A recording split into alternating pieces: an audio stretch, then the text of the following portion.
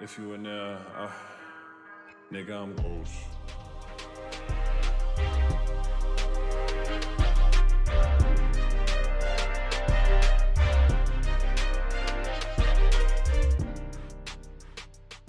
So first we gonna talk about the characters. Ahsoka, they didn't ruin you, but like this is like the fifth time where they're like blah blah blah character, and we're like, yeah, we want to see that character, and they all make it about someone else. Kenobi, Reva. Listen, I like Vader, but it didn't really make sense for him to actually be in it unless it's like some visions that Obi-Wan is seeing, but I guess we'll let it slide. Book of Boba Fett. Make it Mandalorian season 2.5. Oh, and a little side note for those who was defending the episode 3 of The Last of Us, they're both Pedro Pascal. How they did the Mandalorian season 2.5 is the same thing that they did with Bill and Frank. Okay, yeah, it's a cool story, but we're here to see this character.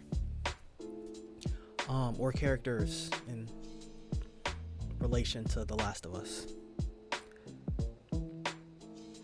And then now we get Ahsoka, and you know, of course, like you had a good amount of Thrawn and Ezra. Like it wasn't too much and it wasn't too little. And then you get all this Sabine stuff. Sabine, you're cool. I don't remember liking you to the fullest in Rebels, but I remember not hating you in Rebels. I remember hating Ezra early on, that he got better as time went on. I still didn't really like him. He had the hardest like exit ever though. That exit was hard as fuck. But and then I didn't really like Kanan. And he had a hard exit too. Pause. But there was never a moment where I was like, you know, there might have been moments where I'm like, Sabine, what are you doing here? But then the next episode or within that episode it's fixed, so it's like, okay, no big deal, like just you can't be doing things like that. So we get in this character, we like episode 1 of the series, like you're kind of like, but I get it a little bit. I can see where you're coming from, but it's just like you got worse and worse progressively as time went on. And then like you had some Rey moments, but just trying to like show, okay, well, you know, she did train a little bit here and there and blah blah blah. Don't worry, we're gonna get to your Force abilities in a minute. But I can't let it slide. I'm glad that when other people have been talking about the series, that they actually agree with what I'm saying. Like, if you're new to my channel, when it comes to things that are life or death, like unless there's like a gray area, I'm not trying to hear like, oh, well, this is this person that I love. I'm not trying to hear that.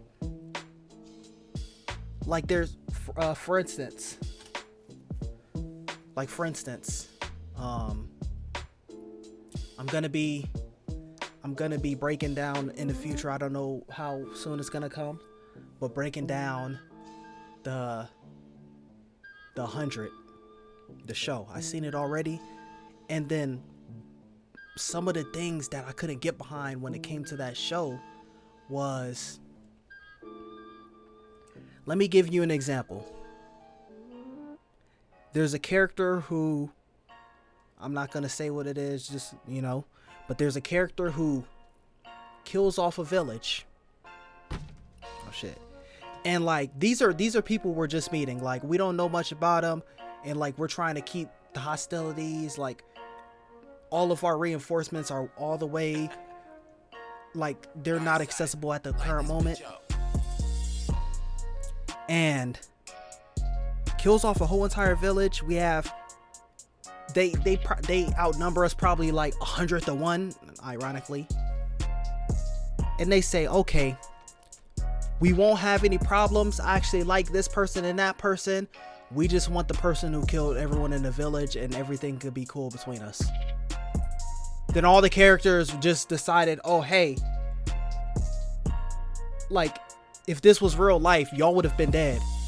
They kept trying to, oh, hey, we're not going to turn him in. He's our friend. Listen, he slaughtered that village. He has to hold that death. I'm sorry. Listen, hey, hey, let us just have one more day with him, and then, you know, we'll send him over. And I if I remember correctly, I think even that character was like saying, like, just turn me in. I don't remember that one. I'm not sure, but it's like, that's just an example. So when we get to the Ahsoka series, and you have a chance to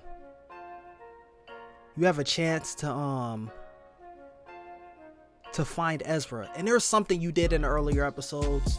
If you haven't seen my reactions, go check it out. Damn, you're gonna have to check out the Patreon, because I only posted some of the videos on YouTube. There's a whole reason behind why that was the case, but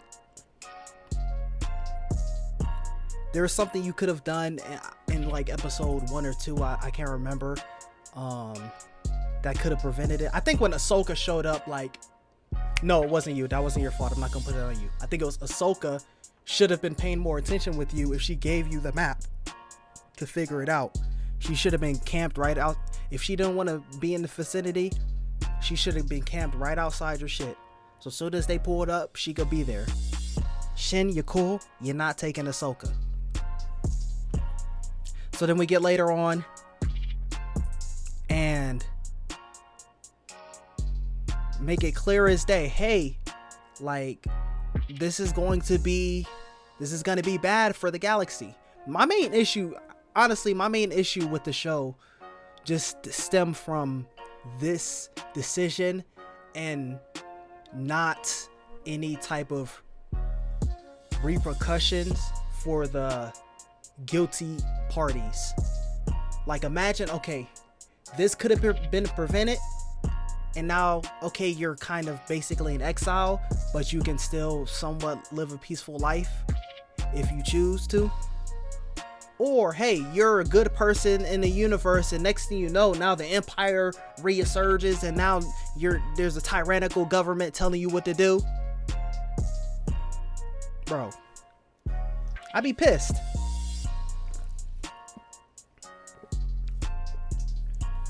So that's the main issue that stems from it. There's like lesser issues, like I said. It's an Ahsoka series, but it's basically Rebels season 5. Which is fine, but just, you know, don't call it Ahsoka. Call it something, I don't know. You could actually have Rebels in the like subtitle, and then have it be named something else if you don't want to just like have it be named Rebels. Or have Thrawn in the subtitles, where you know it's about Thrawn, but it's also something else. It's not Ahsoka.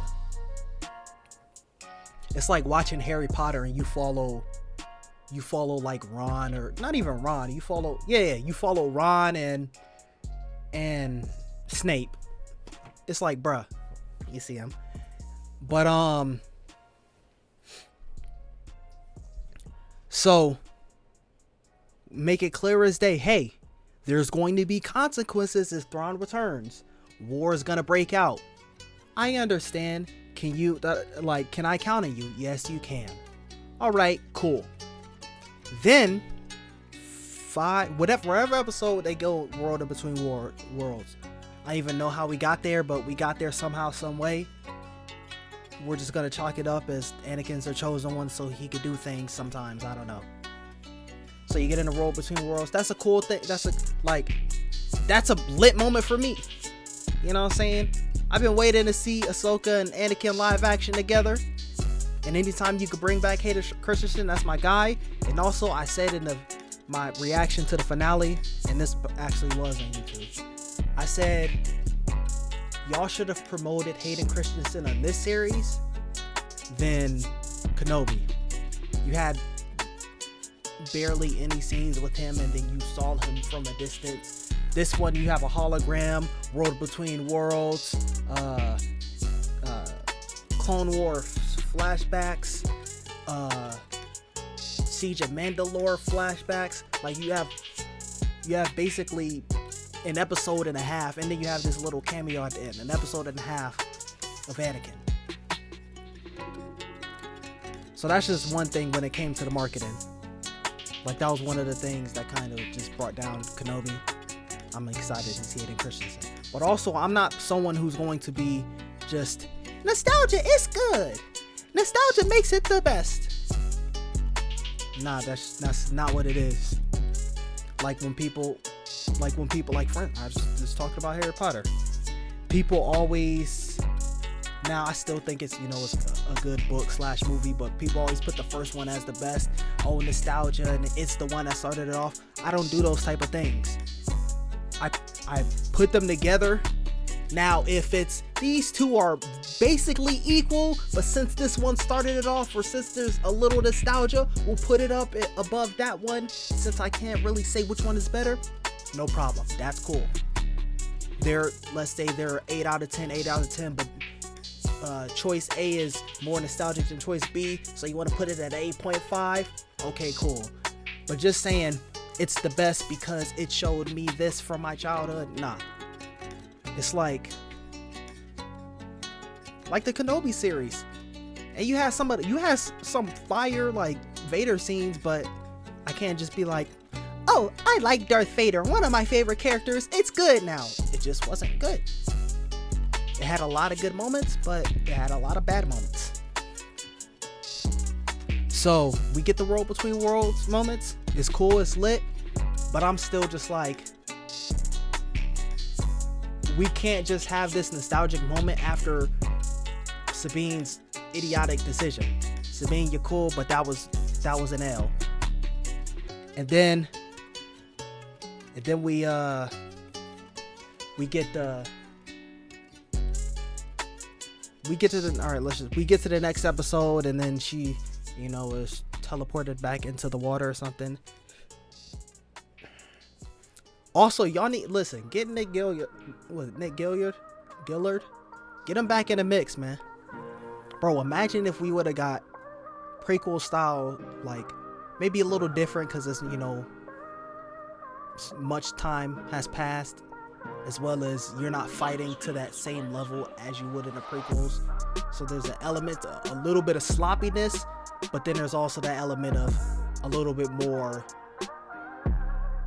precision and knowledge because there's been time that passed. But the reason I say that is because I'm like not really like, oh, you have to.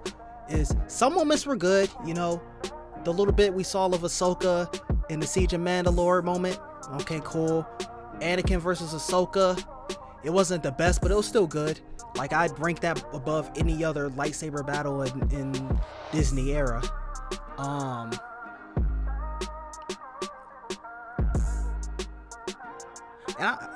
And it's also, you also gotta like environment too,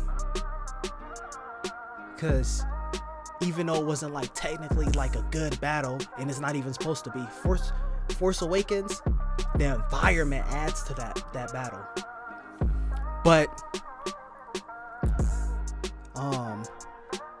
But there's times when I'm just like, what do you do? Or I guess that person was dead, who was in the little armor that Ahsoka was fighting. When Ahsoka did one of these, when he pulled the lightsaber back, when they got on the ship, and then he was fighting some droids. I mean, when she was fighting some droids, that was pretty decent. It wasn't like Ahsoka flipping around, and granted, we're probably never gonna see that Ahsoka flipping around and doing acrobatics while flying and stuff like that. But still decent. But yeah, So then we get to the next episode. We get to the like next couple episodes because we're basically halfway there at this point after the World Between Worlds situation. Then we get little plots with Hera. Yeah, it's cool to see you, Hera, but after we leave the galaxy, do we really need to see you? I'll still say we do need to see you. Probably say one or less, or make the scenes a little bit shorter, but that's kind of nitpicking. It wasn't really that much. It didn't take me out of it, but it's just that kind of thing of looking back at it.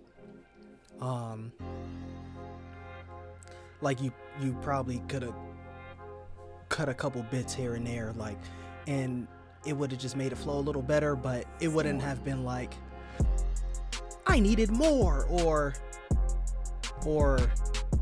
if you're watching it and you don't go back and think of it, you wouldn't be like, oh, that scene really dragged on.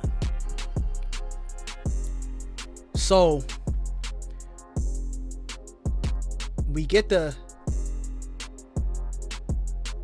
first and foremost, we get Thrawn letting Sabine team up with Ezra. Now listen, maybe you did that because you didn't know. The only way I could think of is you didn't know where Ezra was, and you thought, okay, we have these people following Sabine, and Sabine will let us know where Ezra is, so he can't, surprise attack us. Because since we have people following her, they can keep us notified, and so if he's trying to attack us, we can know ahead of time. If it's not that, then I don't know why you send her out, but you're Thrawn, you're my guy, so we're gonna just assume it's that. She pulls up, and of course she's not gonna say anything. They kind of want to let us, when I have like a hint of you're about to say it like 3 times, but she doesn't tell them that, hey, I sacrificed the whole entire galaxy to try to get you, instead of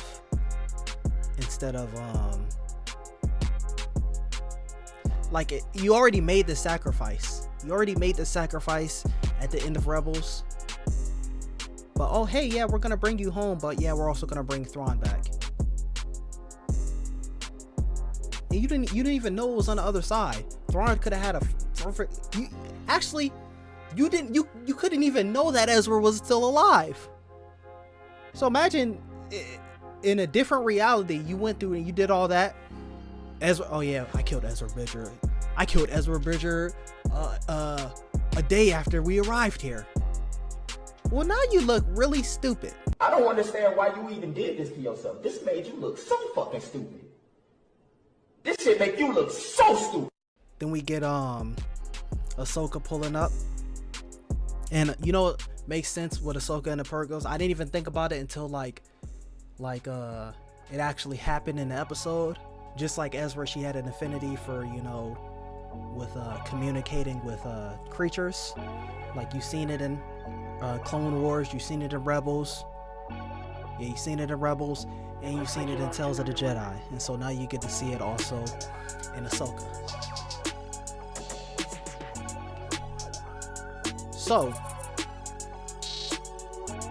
matter of fact, let's just go down to good things. Like I said, it was good to see Anakin, it was good to see Thrawn. I think Thrawn was probably the better parts of this show. Honestly, the villains were the best part of the show. Thrawn, Elsbeth, Shin, Balin, and then some moments Ezra, but we gonna get to you in a second. Don't worry. I'm talking about the good right now, so I'm not gonna be on your head top. We got a couple good fighting sequences with Sabine. We got a couple good fighting sequences with Ahsoka. But Ahsoka, she wasn't good or bad, she was kind of just there. And then her great moments were like carried by Anakin and the nostalgia, but I don't let the nostalgia just fucking blind me. So, already talked about Sabine and her little decision, and then also another moment Ahsoka comes back and then it's just forgiven. Okay, I know you had that little lesson with Anakin, but no. She needs to know that there's consequences for her actions. You're not mad? Bitch, you shouldn't be asking me. You should be talking about the people in the galaxy who are about to face Thrawn. You're not mad? It's like, it was this series that made me realize whenever I like, especially like in end of the world scenarios, I think like Clementine from Telltale's The Walking Dead, Carl from the comic The Walking Dead, and Ellie from The Last of Us are probably like the only exceptions. I hate kid characters because usually they're there as a plot device and they could face no type of you're not gonna kill a kid. You know what I'm saying? You're not gonna kill a kid off the I mean, you might do it in the comics. So, but for like a show, a movie, or a game, this kid makes his decision and now the plot moves forward. They're not gonna face repercussions for that. So that's kind of like, I just like put that together when it came to this scenario, because I'm like, she's probably not gonna face any repercussions for this. I was like, maybe Ahsoka would be like, what happened, and then kind of give her like a look, but she's not like, it's not like, it'll be different if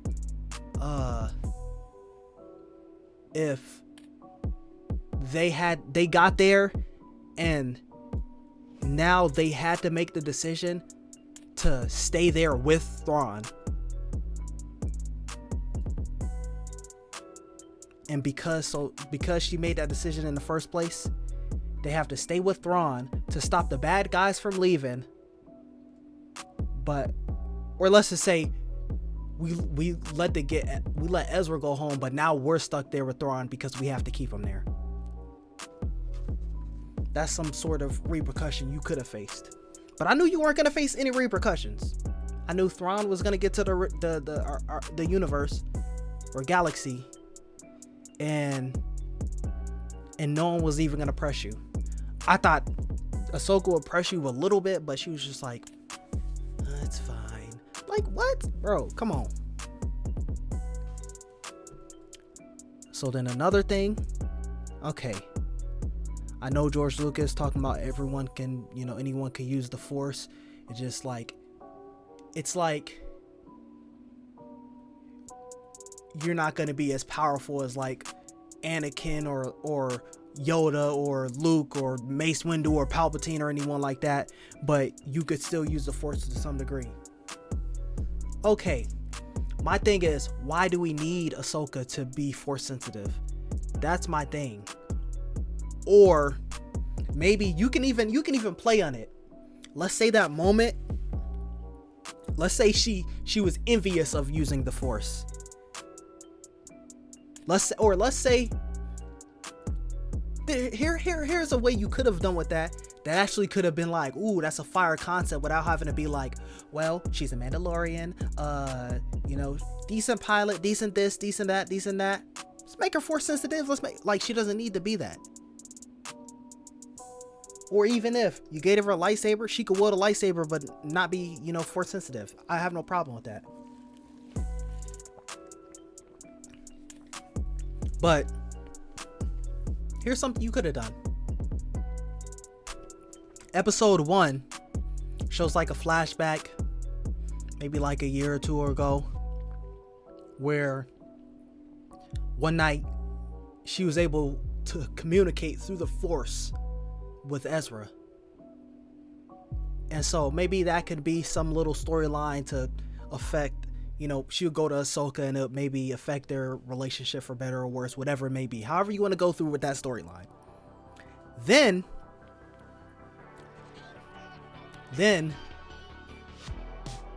she keeps trying, like, she's trying to train, but she just can't, like, she will maybe hear them every so often, maybe get to speak them so often, but like anytime she would try, like, it will rarely work. Like maybe once she tried to move something and move like half a centimeter, but like she's trying, she can't do it. Now we get the present day. We're in episode 1 or 2. She's trying to train. She's getting better with a lightsaber. Okay, you can have her progress with a lightsaber, no problem. But with the Force, like, it seems like the moments that happen, those are flukes. Then we get to that moment. You've seen in my episode, the finale, the thumbnail. She getting choked out. She tried to use the Force. She's like, Ezra's down. Ezra, you have to be down some other way. Because I made the comment that you could have just grabbed your lightsaber in the first place, but you're over there rolling around on the floor like you're not Force sensitive. And we're going to get to you in a second. She's trying. Ezra. She's trying. She can't do it. Then she fought. And then you can add this one if you want to. I just thought about it right here on the fly.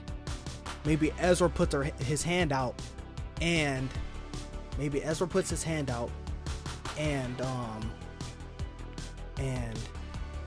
could either do one or two. Ezra puts his hand out, and then they cut the lightsaber moving away. You think he's about to grab the lightsaber and like get the one who's on top of him and they go help her. But then it cuts back to her and she grabs the lightsaber and it kills him. You don't have to do that one. That was just something I thought on the fly. Or another way you could kind of implement like Ezra in there is like she hears the vision, hears like his voice again, like him trying to guide her through it as he's like trying to fight off different like multiple attackers and stuff like that. Or you could just scrap that all together and just be like, okay, in that moment she grabs it, and then even still then she's trying to use the Force but she just can't. And so I don't know if they, am I tripping, or does she not have a jetpack? I asked it in like episode 1 or 2 and I'm like, okay, maybe. I only seen Rebels once. I seen Rebels once, and then scenes like with like Ahsoka and Vader, like I seen multiple times, but the show through it from beginning to end I only seen once. So I don't remember her losing her jetpack. We could have had that moment.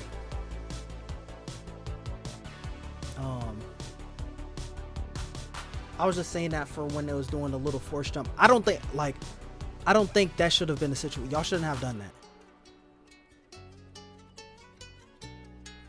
Cause like you look at other situations.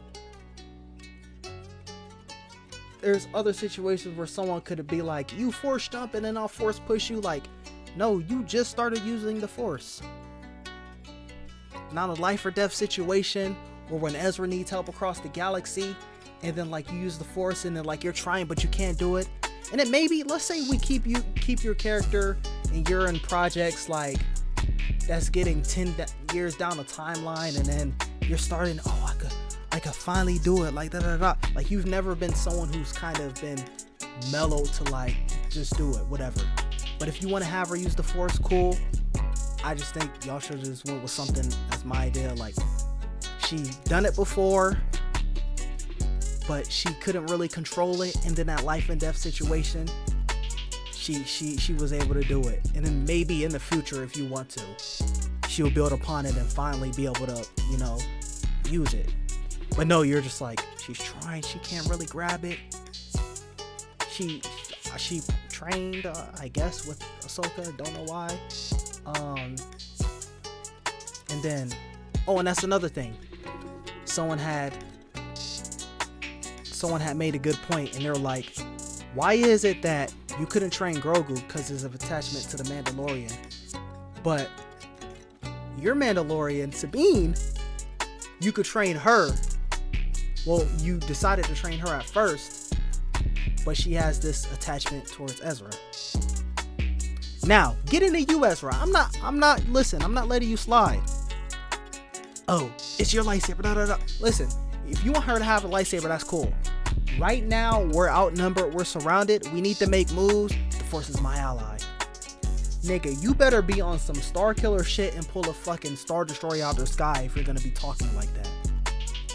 Cause no way in hell, bro. Like, just you, no. Now I don't have, like, it's cool with you making a lightsaber and all. All right, yeah, go ahead and do that. You made a lightsaber, cool. But don't deny the lightsaber. That was my biggest problem with Ezra, that little decision right there. And then Ahsoka came to the rescue. They could have just all blasted them right there, but whatever. But you didn't know that was happening. Y'all could have died since you wanted to, you know, be all cute and shit, and then talk about some, we could talk. No, nigga, talking is over. So I'll say overall, it was a decent series. It was just, if things were adjusted or you did things differently, it could have been so much better.